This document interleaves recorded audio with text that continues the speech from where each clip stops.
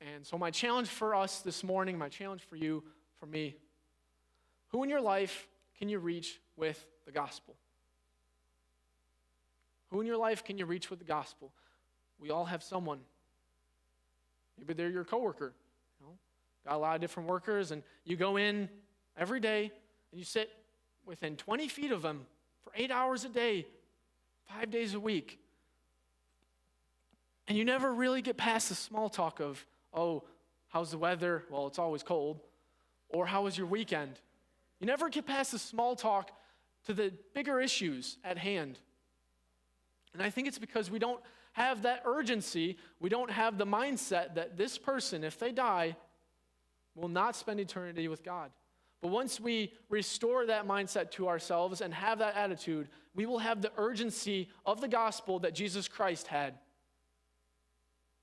It may not be a coworker, it could be family, friends.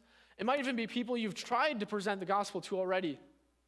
Or someone that you've known for 10, 20, 30 years, your whole lifetime, and you've been trying to bring them to Jesus Christ your whole lifetime already, and they just won't accept it. Don't give up. Don't give up on them, because we never know when people will believe. We never know when God will work in their heart to allow them to believe. We don't know what God's doing in their lives. And as Jesus even mentioned in the passage, often one person sows and another reaps. We may be the person speaking the gospel into their ears for many years, and we may not be the person that gets the joy and the benefit of seeing them actually come to Christ. But sowing is just as important as reaping. And so lastly, once we identify that person in our lives, whoever it is, I want you to think of a real person that this week you will talk to about Jesus Christ. It doesn't have to be a 30-minute full presentation of the gospel, but just tell them the good news. They're loved by God, and see where the conversation goes. But once we figure out who that person is, which ingredient are we missing? Is the next thing I want us to think about and examine. Which ingredient are we missing? Is it grace or is it truth? Like I said, we tend to fall on one side or the other. We tip the scales. It's difficult for us to be balanced.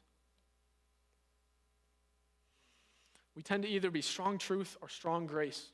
But Jesus has shown us that we need them both to create the winning recipe, the soul-winning recipe. So how will you work on that balance this week? How will you show more grace in your speech? How will you stand firm on the truth? Present it when it's called for. And remember Jesus' words to his disciples in verse 35.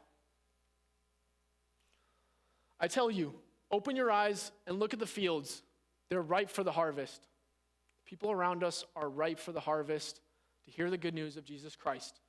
So let's be used by him and join him in the work of salvation.